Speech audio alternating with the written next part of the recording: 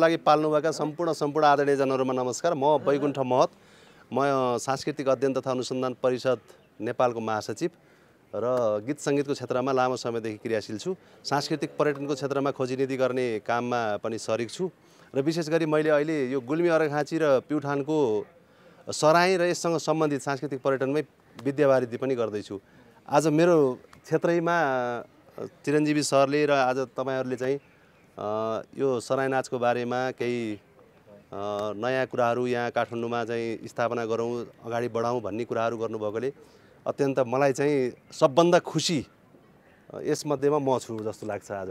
किनभने आफ्नो जहाँ फिल्डमा गएर गर्नुपर्ने कामहरू मैले धेरै गर्दै पनि आज फेरि चाहिँ आफ्नै आँखाले यहाँ देखेर त्यसलाई नवीकरण गर्ने मौका पनि मैले प्राप्त गर्नेछु भन्ने मलाई आशा लागेको छ। र यसै सन्दर्भमा अब यो सराई भन्ने नाच चाहिँ धेरै वर्ष अगाडिदेखि नाच्दै आइएको कुरा तपाईहरु अवगतै हुनुहुन्छ। विशेष गरी कतिपय ठाउँमा दावा गरिन्छ अर्घाखाँचीको अर्घा मन्दिरबाट यसको सुरुवात भएको भन्ने पनि दावा गरिन्छ, कतिपयले चाहिँ छत्र देवालयबाट सुरु भएको भन्ने पनि दावा गरिन्छ। गुल्मीतिर यसमा चाहिँ एकादशीदेखि दशैंको एकादशीदेखि पूर्णिमासम्म सराई नाच्ने गरिन्छ। पाणिनी गाउँपालिकातिर चैते दशैंमा र पाल्पाको भेगमा पश्चिम पाल्पातिर पनि यसलाई चैते दशैंमा नाच्ने पनि गरिन्छ। प्युठानमा चाहिँ भाइटिकाको भोलिपल्ट तिहारको भोलिपल्ट चाहिँ नाच्ने गरिन्छ, डल्ले सराई भनेर भनिन्छ। त्यहाँको कथा बेग्लै छ। चन्द राजाले जाट राजालाई विजय गरेको भन्ने कथा छ। त्यहाँ मौलो पनि स्थापना गरिएको छ। त्यहाँ प्रतिस्पर्धात्मक रूपमा सराई नाच्ने गरिन्छ। यसले गर्दा गुल्मी अर्घाखाँची प्युठान पाल्पा अहिले बसाइसराई भएर मान्छेहरू तल तराईमा झर्ने भए पछाडि रूपन्देहीमा त्यसपछि कपिलवस्तुमा पनि यो सराई नाचहरू नाच्दै गरिएको छ। र पश्चिम पाल्पातिर पनि पश्चिम बागलुङतिर पनि सराई नाच नाचिन्छ। त्यसले गर्दा यो सराई चाहिँ अहिले पछिल्लो समयमा फैलिँदो क्रममा छ। पोहोर साल साथीहरूले दशैंमा बर्खे दशैंमा अमेरिकाको टेक्सास राज्यमा पनि सराई चाहिँ नाच्नु भएको भिडियोहरू मैले हेरिरहेको थिएँ। त्यसले गर्दा अब यसलाई प्रसार गर्ने सन्दर्भ एउटा विषय हो। र त्यस बाहेक पनि हामीले काठमाडौँमा नाचियो भने बर्खे दशैंमा तपाईँ हामी गाउँ जान्छौँ, आफ्नो जन्मिएको ठाउँमा जान्छौँ। चैत दशैंमा यहाँ नाच्न थालियो भने हाम्रा बच्चाहरू पनि यससँग साक्षात्कार हुने र बर्खे दशैंमा यो सराई हेर्न जाउँ भन्ने खालको पनि हुने। गाउँमा जाँदाखेरि बाटो अप्ठ्यारो छ भन्ने भाष्य मात्रै सुनेका बच्चाहरूलाई यस्ता सांस्कृतिक सम्पदाहरू छन् भन्ने सन्दर्भ पनि जानकारी हुने भएको हुनाले यसको एउटा ऐतिहासिक महत्त्व, यसको चाहिँ सांस्कृतिक महत्त्व र यससँग भावना जोडिएको हुनाले तपाईँ हामी एउटै सांस्कृतिक पर्यावरणभित्रका व्यक्तिहरू भएको हुनाले यहाँ जुटेर कामहरू गर्दै जाँदाखेरि यसको सान्दर्भिकता पनि झल्किन्छ। र यस सन्दर्भमा आज यो इनिसिएसन लिएर यसलाई सुरुवात गर्नको लागि खट्नुभएका धेरै साथीहरू हुनुहुन्छ। त्यसमध्ये संयोजकत्व निर्माण गर्नुभएका हाम्रा चिरञ्जीवी अर्याल सर हुनुहुन्छ। यहाँलाई चाहिँ आज संयोजकको हिसाबले अध्यक्षताको आसन ग्रहण गरिदिनको लागि म हार्दिक अनुरोध गर्दछु। यसै गरी मिडियाको तर्फबाट हाम्रो मती सर हुनुहुन्छ। मती सर पनि सँगसँगै हुनुहुन्छ सहसंयोजक। र आज हामीले हाम्रो सांस्कृतिक अध्ययन तथा अनुसन्धान परिषदका अध्यक्ष वरिष्ठ लोक गायक र उहाँले 2057 सालमा हामीले खोज्दै जाँदाखेरि यसरी भेटियो कि 57 सालमा यहाँ काठमाडौँमा गुल्मी घमेरबाट नै मान्छेहरू 31 जना मान्छेहरू बोलाएर सराई नाचको सुरुवात गर्नुभएको रहेछ। यो लिटरेचर खोज्दै जाँदाखेरि भेटिसके पछाडि बमबहादुर कार्कीको सँगै उपस्थितिमा सराई नाच्न पाइयो भने विधि सम्मत राम्रो हुन्थ्यो भन्ने खालको कुराकानी भइसके पछाडि हामीले हाम्रो संस्थाको अध्यक्षको नाताले पनि प्रमुख अतिथिको रूपमा आज हामीले उहाँलाई निमन्त्रणा गरेका छौँ। प्रमुख अतिथिको रूपमा आतिथ्यता ग्रहणको निमित्त म हार्दिक अनुरोध गर्दछु। र यसै गरी सांस्कृतिक संस्थानका पूर्व महाप्रबन्धक, संस्कृतिका अध्येता, सामाजिक क्षेत्रमा अग्रणी व्यक्तित्व आदरणीय लक्ष्मण रायमाझी सर, जसले संस्कृतिको क्षेत्रमा अत्यन्त रुचि राख्नुहुन्छ र हामीलाई चाहिँ गार्डियनसिप पनि दिँदै आउनुभएको छ। उहाँलाई म विशिष्ट अतिथिको रूपमा आसन ग्रहणको निमित्त हार्दिक अनुरोध गर्दछु। यसै गरी आसन ग्रहणको निमित्त बुवा नोकबहादुर कार्की हजुर अग्रज बुवा नोकबहादुर कार्की बुवालाई पनि आतिथ्यता ग्रहणको निमित्त हार्दिक अनुरोध गर्दछु। अब हामी धेरै लामो आजको सहसंयोजक हजुर शिवदेव पाण्डे सरलाई पनि स्वागत छ। यहाँहरूको यो यति ठुलो मेहनत छ र आज फेरि खुसीको कुरा के पनि भयो भने यसको सन्दर्भ जोडिने अर्घामा चाहिँ भुषालहरूको कुलदेवी हो। अर्घा भगवतीमा भुषालहरूले कुलपूजा गर्नुहुन्छ। त्यहाँबाट देवी नै लिएर यहाँ स्थापना गर्नुभएको पनि रहेछ। भुवनेश्वरी देवी पनि एउटा शाक्तिजमसँगको हाम्रा हिन्दूभित्र वैदिक हिन्दूभित्रको चाहिँ विभिन्न सम्प्रदायहरूमध्ये शाक्तिजम एउटा बलि प्रथासँगै जोडिएको विषय पनि छ। त्यसमा यहाँ भुषालको कुलदेवी पनि भएको, सबै कुरा सन्दर्भ एकदम मिल्दोजुल्दो रहेछ। यस कारणले गर्दाखेरि यो ठाउँमा सराय नाच्नको लागि उपयुक्त छ भन्ने कुरा ठहर गर्दै हामीले यो ठाउँलाई सिलेक्ट गरेका छौँ। अहिले आजबाट हामी सुरु गर्छौँ। अब भविष्यमा यो फैलिँदै जाँदाखेरि ठुलो भएछ भने यहाँबाट सराय निकालेर कीर्तिपुरतिर त्यहाँ रङ्गशालामै पनि नाचौँला, टुडी खेलमै पनि नाचौँला। यही भन्दै आजको यो सराय नाचमा सहभागिताका लागि पाल्नुभएका सम्पूर्ण आदरणीय व्यक्तित्वहरू यहाँहरू सबैलाई अब सरायमा सहभागी भइदिनको लागि हार्दिकतापूर्वक अनुरोध गर्दछु र प्रमुख अतिथिज्यूलाई आफ्नो केही संक्षिप्त मन्तव्य राखिदिनको लागि पनि हार्दिक अनुरोध गर्दछु र उहाँको मन्तव्यसँगै हाम्रो यो कार्यक्रमको विधिवत शुभारम्भ हुनेछ।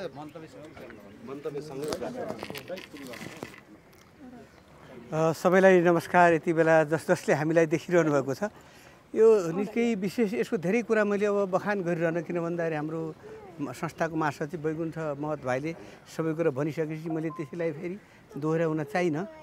तर मलाई के भन्दाखेरि यो संस्कृतिपट्टि आफ्नो लगावले गर्दा हाम्रो गाउँघरमा सधैँ सराय खेलिने र यो बडा दसैँको बेलामा त्यति बेला चाहिँ गाह्रो रहेछ। त्यो मैले धेरै प्रयास गरेँ, धेरै गाह्रो रहेछ, किनभने वाद्यवादन नै त्यति बेला, अहिले त वाद्यवादन छ्यासी धेरै ठाउँमा पाइन्छ, तर त्यति बेला धेरै गाह्रो थियो। र मैले कसरी के गर्ने त भन्दाखेरि चाहिँ यो चैते दसैँ पनि एउटा हाम्रो सुरुवात त चैते दसैँ रहेछ, पछि यसलाई अर्को बर्खे दसैँ सारिएको दसैँ रहेछ। त्यस कारण चैते दसैँ खेलाउँदा ठिकै होला भनेर 57 सालमा मैले त्यस पनि के भन्दाखेरि त्यो अलिकति बाजाहरू त्यहाँको मूल बाजा र त्यो खुँडा त्यो कोटबाट जुन देवीको थानबाट झिक्नलाई दसैँमा बाहिर झिक्नु पर्ने, फेरि पछि झिक्न नपाइने रहेछ। त्यति बेला मैले त्यो झिक्न लगाएर त्यो लिएर अनि पछि काठमाडौँमा ल्याएर 31 जना सरायको बाजा बजाउने टोली र अलिकति खेल्ने अगुवाहरू पनि त्यसमा ल्याएर टुँडी खेलको खुला मञ्चमा त्यो गराइयो। त्यति बेला गराउँदाखेरिको समस्या के थियो भने त्यति बेला यो अलिकति सङ्कटकाल जस्तै थियो देशमा, र हामीले तिनी खुँडा ल्याएपछि र मैले काठका चाहिँ खुकुरी बनाएर सबैलाई खेल्ने खालले सबैलाई त्यो तयार पारेको थिएँ। र पछि त्यो गर्दा अलिकति अप्ठ्यारो हामी भद्रकालीबाट निकाल्ने भनेको कसले के उजुर बाजुर गरिदियो। त्यति बेला मान्छेले ल हजुर माओवादी त हात हतियार सहित त एकदम भद्रकालीमा आएछन्, अब देशमा काठमाडौँमा विप्लव हुने भयो भनेर कसले लगाइदिएछ। अनि वरिपछि हामीलाई पुलिसले घेरिराखेर छ त्यो चाहिँ। त्यसपछि हामीले त्यो थाहा पाएनौँ। पछि अशोक श्रेष्ठ त्यतिखेर डिआइजी हुनुहुन्थ्यो, उहाँ चाहिँ अशोक श्रेष्ठले त्यो थाहा पाउनुभएको थियो। त्यसपछि थाहा पनि यो केही पनि होइन, सरायको लागि ल्याएका हुन्, यी बाजा पनि यस्तो यस्तो भनेर अनि उहाँले त्यो गरेपछि हामी टुँडी खेलमा गएर सराय सम्पन्न गरेका थियौँ। त्यस पछाडि धर्मस्थलीलाई पनि एकचोटि अर्को त्यसपछि 4-5 वर्षपछि धर्मस्थलीलाई पनि त्यो ठाउँको अलिकति प्रचार प्रसार हुन्छ मन्दिरको भनेर त्यहाँ खेलाइयो। त्यस पछाडि असाध्यै आज मलाई त धेरै खुसी लागेको त समस्या के रहेछ भने यो हामीले अर्को सालदेखि गर्दा यो अष्टमी दिन हो कि नवमी दिन बरु यता चयन गर्नुपर्छ भनेर आखिर यो दसैँ हो, नवमी पनि दसैँ पर्छ। आज मान्छेले आफ्ना निम्ताउहरूलाई घरमा बोलाएको हुन्छ, त्यसलाई गर्ने कि यता सराय खेल्न दौड्ने अलिकति त्यो अलिकति अप्ठ्यारो त्यो व्यवहारिक कुराहरूमा त्यसलाई राखेर यसलाई निरन्तरता दिन सकौँ। हामीले काठमाडौँमा सराय खेलाइसकेपछि सुदूरपश्चिमेलीहरूले त्यहाँ के गर्नु उहाँहरूले भन्दा देउडा, त्यसपछि मात्रै बल्ल टुँडी खेल्न देउडा नाच सुरु भयो। ओहो हामीले त देउडा छुटाएर चाहिँ भन्न, तर त्यसमा के छ भने उहाँ देउडा बसी चाहे राप्रपाको होस्, चाहे काङ्ग्रेसको, चाहे एमालेको के पार्टी छन्, त्यो जोसुकै पनि उहाँहरू समावेश हुनुहुन्छ। तर यसलाई कमसेकम गरिरहँदा यो राजनीतिकरण गरियो भने कसको नेतृत्व गर्ने भन्ने कुरा हुन्छ। त्यस कारणले यस्तै अलिकति राम्रो सांस्कृतिकसँग सम्बद्ध संस्थाहरूले यसलाई आयोजना गर्यो भने त राम्रो हुन्छ। र आज जति छौँ हामी जति छौँ रमाउँ, किन भन्दाखेरि यति नै सङ्ख्या हुनुपर्छ भने केही पनि छैन। र फेरि पनि मैले हाम्रो जुन चिरञ्जीवी भाइ र हाम्रो खनाल भाइले जुन एउटा अभियान चाल्नु हो यसको लागि अनुरोध गर्नु हुन्छ। संस्थागत पनि काम गरौँ, तर व्यक्तिगत भन्दा भनिम र यो सुरुवात गरियो। मैले उहाँहरूलाई धेरै धेरै धन्यवाद दिन चाहन्छु। मैले हाम्रो महासचिवजीसित समन्वय गर्नुलाई समन्वय गर्नु हाम्रो संस्थासित पनि, र त्यस लगायत आज उहाँहरूले ढिलो ढिलो भन्नु मलाई पनि यो लागेको थियो। यसरी झ्यापझुप्प गर्दाखेरि चाहिँ यो त गाह्रो काम छ, पहिला पनि हामीलाई गाह्रै भएको। तर टुँडी खेलमा भनेपछि एकलति मान्छे कता कता त्यसै त्यो काठमाडौँ मल भर्खर सुरु भएको थियो, त्यहाँ दौड्ने मान्छे हिँड्ने डुल्ने गर्दा मान्छे त भरिभर भइहाल्यो। त्यस कारणले यो ठाउँमा कतिपय ठाउँलाई त यो कानेर भनेर थाहा पनि नहुनसक्छ। त्यस कारणले अब अर्कोचोटिदेखि गर्दा हामीले तपाईँलाई पूर्व धेरै अगाडिदेखि सूचना गरेर गर्नेछौँ। आज हामीले थाहा पाएको हामी पनि आउँथ्यौँ, यिनीहरूले आफूले मात्रै गएर यो चाहिँ त अलिकति कुल पूजा जस्तो गर्छन् भनेर नसम्झिनु होला। यो सबैको सराय नाच हो, कुल पूजा कुलको मान्छे मात्रैलाई जम्मा बस्थ्यो, केही पनि होइन। हामीले यदि यहाँहरूले केही कुराले मैले हिजोदेखि हालेको छु हाल्नु त पहिलाको सरायको अलिकति हालेर यस्तै सराय आज खेलिन्छ भनेर त्यो पनि गरे हो। स्ट्याटसमा आफ्नो हाल्यो ट्याग स्याग पनि गरे अब कतिले यो दसैँको बेला हेर्नु होइन के गर्नु हो र जति छौँ यसमा रमाइलो गरौँ। फेरि पनि सबैलाई धेरै धेरै धन्यवाद। आजको जति छौँ हामी एकदमै सराहलाई सभ्य बनाऊँ भव्य पनि बनाऊँ। भव्य उनलाई धेरै चाहिन्छ भने छैन, खुसी भएर नाचौँ। यसै बिचमा हाम्रा विशिष्ट अतिथि माननीय विद्युला रायमाझीज्यू पाल्नु लागेको छ। यहाँलाई विशिष्ट अतिथिको रूपमा आतिथ्यता गर्नुको निमित्त हार्दिक अनुरोध गर्दछु। र अब हामी सरायमा अगाडि बढ्छौँ। आउँदो सालदेखि हामीले हतियारको पनि प्रबन्ध गर्छौँ। त्यो ओरिजिनल हतियार भयो भने धेरै राम्रो, भएन भने हामीले चाहिँ अर्को हतियार चाहिँ हामीले चाहिँ काठको बनाएर त्यो हतियार जस्तै साजसज्जा देखिने गरी त्यसको पनि प्रबन्ध गर्छौँ। र यहाँ चाहिँ युवराज भुषाल सरसँग पनि कुराकानी भएको छ। अब यो मन्दिर व्यवस्थापन समिति यहाँको चाहिँ समितिले यसको अपनत्व लिएर हामीलाई सहयोग गर्ने प्रतिबद्धता चाहिँ जनाइसकेको छ। त्यसले गर्दा आउँदो सालदेखि अझै भव्य रूपमा हामी अगाडि बढ्छौँ भन्ने कुरा लगभग हामी विश्वस्त छौँ। मन्दिरबाट